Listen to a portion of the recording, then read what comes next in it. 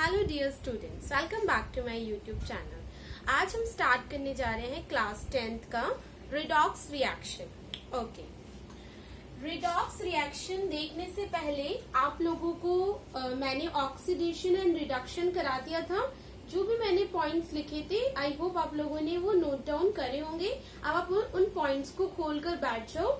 अगर आपको याद है तो बहुत अच्छी बात है, अगर नहीं याद है तो आप उन पॉइंट्स को प्लीज अपने सामने रखो ताकि आपको रिडॉक्स रिएक्शन समझने में आसानी हो। ओके, रिडॉक्स रिएक्शन क्या होती है?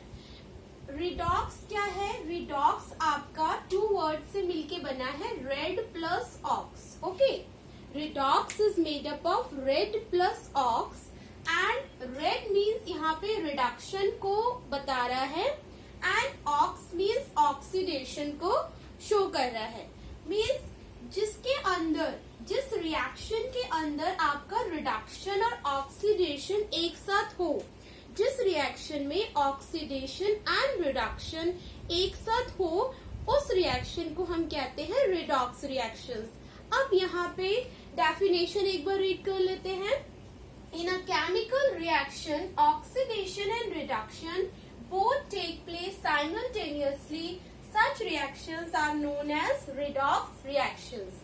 Okay, जो आपकी केमिकल रिएक्शन में oxidation and reduction, in a chemical reaction oxidation and reduction both take simultaneously means chemical reaction के अंदर ऑक्सीडेशन और रिडक्शन जब एक साथ होता है उसको हम रिडॉक्स रिएक्शन कहते हैं, और दूसरा इस रिएक्शन का नाम है ऑक्सीडेशन रिडक्शन रिएक्शंस भी इसे कह सकते हैं। ओके, क्योंकि इसमें ऑक्सीडेशन और रिडक्शन दोनों एक साथ हो रहा है।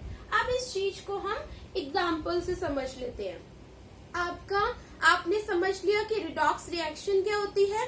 अगर एग्जाम में आता है आप डेफिनेशन लिख सकते हो, बट कुछ क्वेश्चंस आपको अच्छे से समझ लेना है। यहाँ मैं आपके सारे डाउट्स क्लियर कर दूंगी क्वेश्चंस को लेके।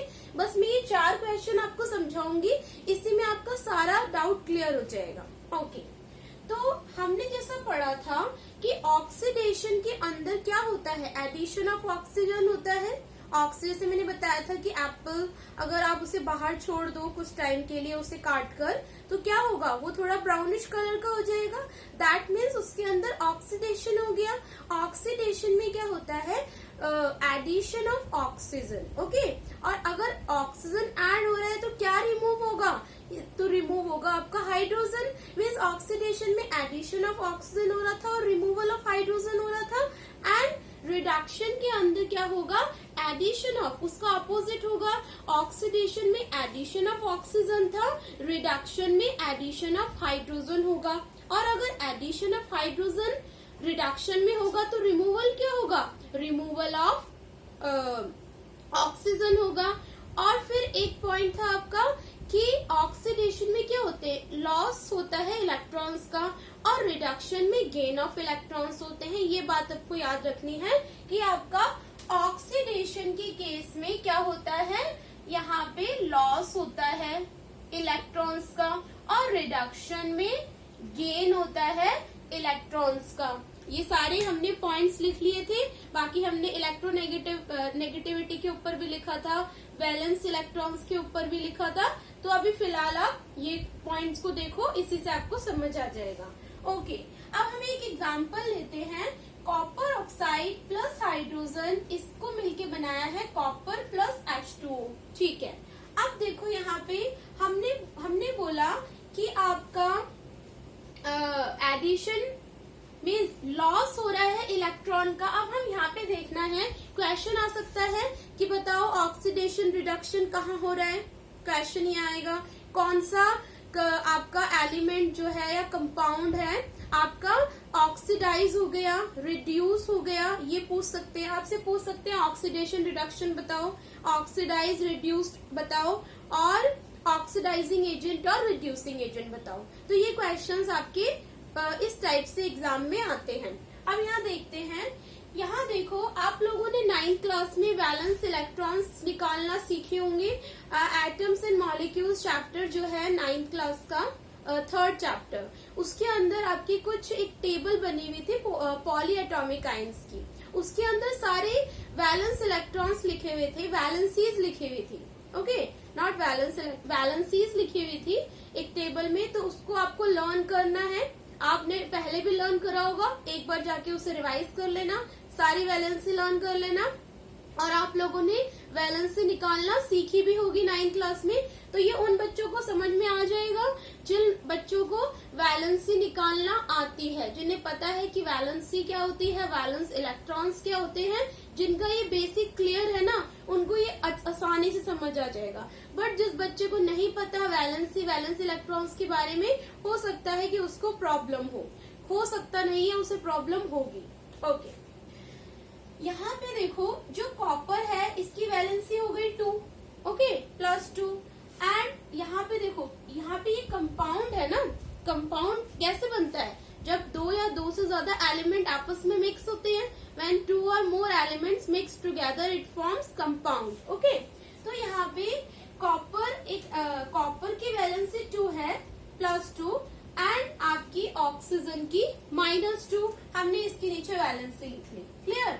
और यहाँ पे हाइड्रोजन की जब सिंगल कोई एलिमेंटल फॉर्म में होगा उसकी हम वैलेंसी 0 मानेंगे, कंपाउंड फॉर्म में नहीं। बट अगर ये आपका एलिमेंटल फॉर्म है तो इसकी वैलेंसी हो गई 0, ओके। एलिमेंट की फॉर्म में है, एलिमेंट है तो वहाँ पे अकेला होगा, एकदम सिंगल होगा, तो वहाँ 0 वैलेंसी हम लेंगे। यहाँ पे हो गई 0, यहाँ पे +2 या -2, यहाँ 0। यहाँ पे कॉपर क्या हो गया, अब ये सिंगल हो गया तो यहाँ 0 हो गया। और यहाँ हाइड्रोजन है, यहाँ -1 हो गया, क्योंकि यहाँ वाटर है ना, कंपाउंड फॉर्म है, तो कंपाउंड फॉर्म में यहाँ पे -1 हो गया।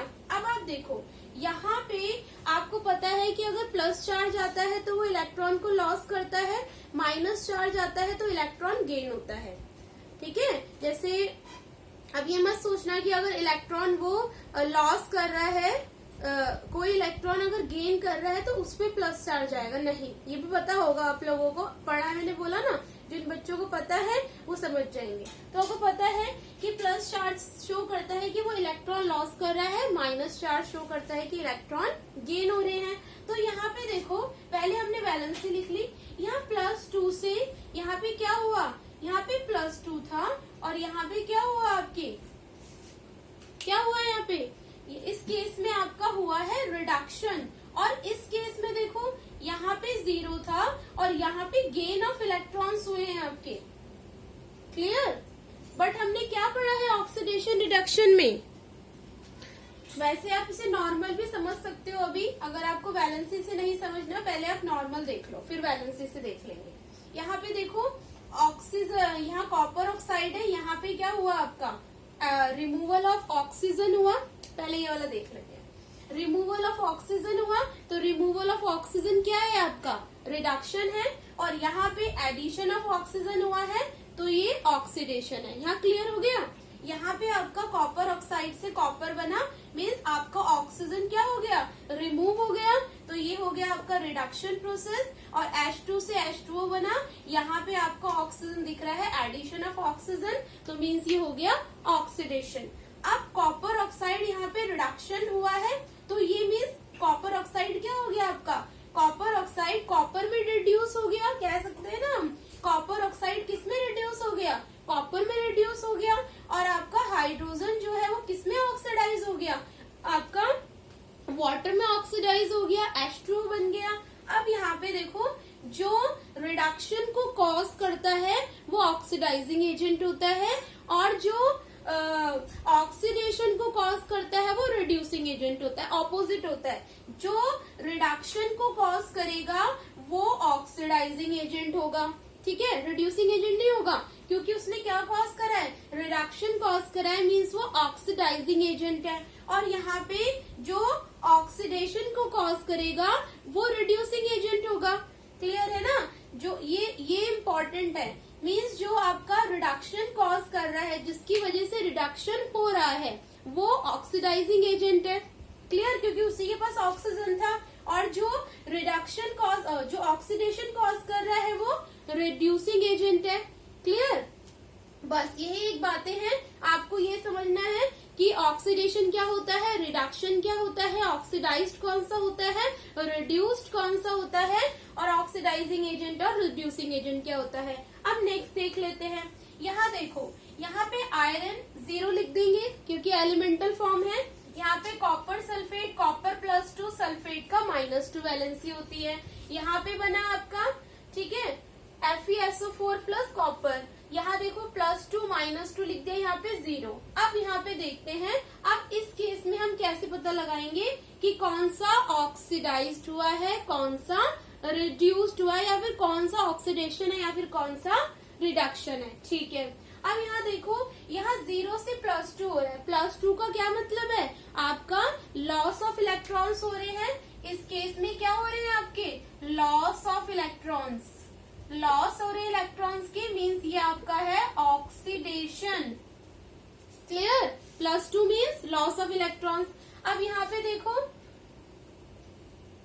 ठीक है, अब इधर देखो, कॉपर यहाँ +2 है, यहाँ 0 है, मीन्स यहाँ पे क्या हो रहे हैं आपके, गेन ऑफ इलेक्ट्रॉन्स। यहाँ पे हो रहे हैं गेन ऑफ इलेक्ट्रॉन्स। ठीक है, तो ये हो जाएगा आपका रिडक्शन। क्लियर, नेक्स्ट देख लेते हैं। यहाँ पे सोडियम 0, ऑक्सीजन 0, यहाँ पे +2, यहाँ -2। ठीक है, वैलेंसी लिख ली। अब इस केस में देखो, यहाँ पे 0 से +2 हो रहा है, तो ये क्या हो रहा है बताओ मुझे, 0 से +2 मीन्स क्या हो रहा है आपका, गेन ऑफ इलेक्ट्रॉन्स या loss of electrons. Yes, loss of electrons. यहाँ पे इस केस में हो रहे हैं लॉस ऑफ इलेक्ट्रॉन्स, तो ये हो जाएगा आपका ऑक्सीडेशन। और इस केस में क्या हो रहा है, 0 से -2, तो यहाँ पे क्या हो रहा है आपका, यहीं पे देख कर देती हूँ, यहाँ पे आपका हो रहा है -2 मीन्स गेन ऑफ इलेक्ट्रॉन्स। यहाँ हो रहा है आपका गेन ऑफ इलेक्ट्रॉन्स, तो ये आपका हो जाएगा रिडक्शन। ओके, अब मतलब Na अगर यहाँ से ऑक्सीडेशन हो रहा है तो मीन्स ये Na क्या हो गया, ये ऑक्सीडाइज्ड हो गया, और यहाँ पे ऑक्सीजन क्या हो गया, रिड्यूस्ड हो गया। अगर पूछे कि इनमें से ऑक्सीडाइज्ड और रिड्यूस्ड कौन सा है, तो Na आपका क्या है, ऑक्सीडाइज्ड है, और O2 क्या है, रिड्यूस्ड है। तो Na क्या है आपका, Na इज ऑक्सीडाइज्ड और O2 इज रिड्यूस्ड। अब मैंने बताया है, जो आपका ऑक्सीडेशन को कॉज करता है ये कौन सा एजेंट होगा, ये आपका रिड्यूसिंग एजेंट होगा, और जो रिडक्शन कॉज कर रहा है वो आपका ऑक्सीडाइजिंग एजेंट होगा। क्लियर हो गया, नेक्स्ट देख लेते हैं। जिंक ऑक्साइड, कार्बन, ये आपका बना जिंक प्लस CO। ओके, अब यहाँ देखो कार्बन मोनोऑक्साइड। ओके, अब यहाँ देखो, यहाँ पे नॉर्मल समझ आ रहा है, यहाँ पे रिमूवल हो रहा है किसका, रिमूवल हो रहा है ऑक्सीजन का। तो यहाँ पे जब रिमूवल हो रहा है ऑक्सीजन का तो क्या होगा आपका, रिडक्शन होगा ये। और यहाँ पे क्या हो रहा है, एडिशन हो रहा है ऑक्सीजन का, तो ये आपका हो जाएगा ऑक्सीडेशन। क्लियर, तो जिंक क्या होगा इसके अंदर, जिंक इसके अंदर रिड्यूस्ड हो जाएगा। क्लियर, तो आप लोगों को ये समझ में आ गया कि ऑक्सीडेशन क्या है, रिडक्शन क्या है, ऑक्सीडाइज्ड कोई कैसे होगा और रिड्यूस्ड कैसे होगा। क्लियर, अगर आपको अभी भी नहीं समझ आया है तो आप क्या करना, आपके जितने भी डाउट्स होंगे ना, मतलब ये चैप्टर खत्म हो गया है, बस थोड़ा सा कॉरोजन और रेंसिडिटी बचा है, वो तो इजी है, वो भी पढ़ाऊंगी, वो समझ आ जाएगा। बट अभी तक टिल यहाँ तक अगर जिसको जो भी डाउट है ना, कमेंट सेक्शन में सारे डाउट डाल देना, मैं अलग से एक वीडियो बना दूंगी डाउट की। आपको लगता है अगर बैलेंसिंग पे प्रैक्टिस करनी है या बैलेंसिंग के कोई क्वेश्चन है, या फिर मैं आपसे वीडियो में जितने भी क्वेश्चंस पूछती हूँ, ओके, आपको उनके आंसर्स चाहिए। ठीक है, जैसे मैंने आपको एंडोथर्मिक का इफेक्ट नहीं बताया था, नेगेटिव कैटलिस्ट मैंने आपसे पूछा था, फिर मैंने वो डिस्कस नहीं करा है। तो जितने भी क्वेश्चंस मैंने अभी तक पूछे हैं सारी वीडियो में, आपको अगर आंसर मिल गए हैं बट आप सारे क्वेश्चंस ऐसा करना एक साथ डाल देना, ताकि मुझे पता चल जाए मैंने क्या क्या क्वेश्चंस आपसे पूछे थे सारे वीडियो में। सारे क्वेश्चंस आप डाल देना। और आपको अगर रिडॉक्स रिएक्शन नहीं समझ आया है तो मैं एक और वीडियो में सारे डाउट्स आपके क्लियर कर दूंगी, वो क्वेश्चंस भी बता दूंगी फटाफट से, और मैं आपको रिडॉक्स रिएक्शन के और क्वेश्चंस करा दूंगी ताकि आपके सारे डाउट्स क्लियर हो जाए। तो प्लीज बच्चे मुझे कमेंट करके बता देना, मैं तभी वीडियो बनाऊंगी नेक्स्ट डाउट वाली। अब जो नेक्स्ट वीडियो आएगी मेरी कोरोजन और एनसीडीटी पे आएगी, चैप्टर ओवर। इसके बाद हम प्रीवियस ईयर पेपर्स जो होंगे सीबीएसई के, जो भी क्वेश्चंस पूछे गए हैं इस चैप्टर से वो प्रैक्टिस कर लेंगे, तो हमारा ये चैप्टर बहुत अच्छे से कंप्लीट हो जाएगा। ऐसे ही मैं आगे और चैप्टर्स कराऊंगी, तो उसकी टेंशन मत लो। मैं अपना पूरा 101% दे रही हूँ। आपको चीजों को समझना है, रिवाइज करना है। मेरा बस यही रहता है कि आप ना ज्यादा से ज्यादा बार चीजों को रिवाइज करो। रिवाइज करोगे उतने बेटर तरीके से समझ आएगा। रिवीजन एक ऐसा मेथड है ना जिससे आप चीजों को बहुत जल्दी और बहुत देर तक मेमोराइज रख सकते हो। ओके स्टूडेंट्स, अगर आपको मेरा वीडियो अच्छा लगा है तो प्लीज लाइक करो, सब्सक्राइब करो और ज्यादा से ज्यादा बच्चों को शेयर करो ताकि और बच्चे भी इसका बेनिफिट ले पाए। Thank you.